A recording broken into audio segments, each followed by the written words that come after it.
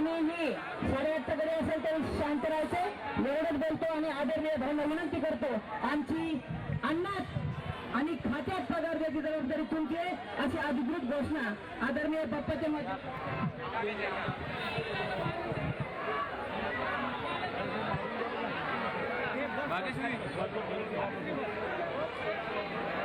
या राज्याच्या चांद्यापासून बांद्यापर्यंत असलेल्या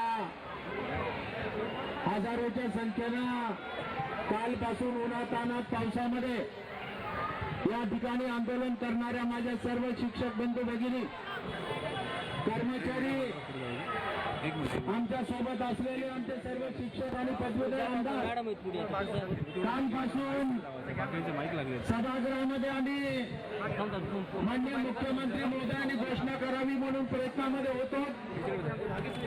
काल संध्याकाळी सुद्धा संपूर्ण राज्यामध्ये संकट मोचन म्हणून ज्यांची ओळख आहे तो पण घेणार, ते माननीय नामदार गिरीश भाऊ महाजन साहेब हे आपल्यामध्ये येऊन आपल्याशी चर्चा केलेली होती आणि त्यानुसार मुख्यमंत्री महोदयांनी सांगितलं होतं की उद्या सकाळी 11 वाजता शिष्टमंडळासोबत आम्ही चर्चा करू. परंतु काल सायंकाळपासून वेगवेगळी मंडळी या ठिकाणी येत होते, त्या ठिकाणी आपल्याशी संवाद साधत होते. ही सगळी भावना माननीय मुख्यमंत्री महोदय पण गेली आणि त्यांनी सांगितलं की आपल्याला हे करायचंय, परंतु त्या ठिकाणी काही राजकारण होत असेल तर हे काही योग्य नाही. आवाज काहीच बोलू नका, त्या विषय काय बोलू नका. हॅलो.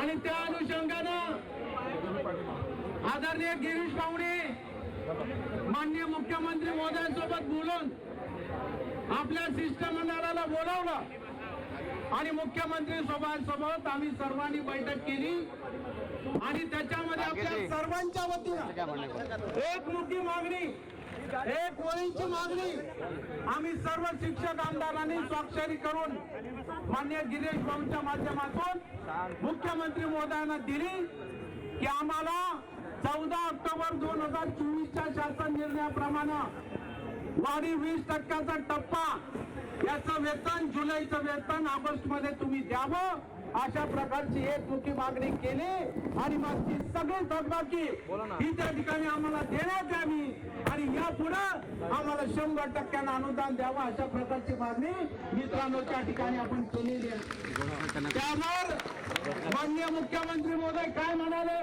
त्यांनी काय सरकारच्या वतीनं उत्तर दिलं हे आपण सरकार म्हणून, माननीय मुख्यमंत्र्यांचे प्रतिनिधी म्हणून आदरणीय गिरीश भाऊंच्या तोंडून या ठिकाणी ऐकणार आहोत. पण मित्रांनो, आपण सर्वांनी एक भूमिका लक्षात घ्या. कालपासून अनेकांचे फोन होत होते, तुम्ही कुठं आहात, तुम्ही झोपले काय, तुम्ही जागे आहे काय. परंतु मित्रांनो, सभागृहातली लढाई लढण्याचं काम तुमचे प्रतिनिधी म्हणून आम्ही त्या ठिकाणी सगळे मिळून त्या ठिकाणी करत होतो. ही पण गोष्ट आपण या ठिकाणी लक्षात घ्या. आपल्याला आता 2 गोट करून आपल्या गावाकडे जायचंय.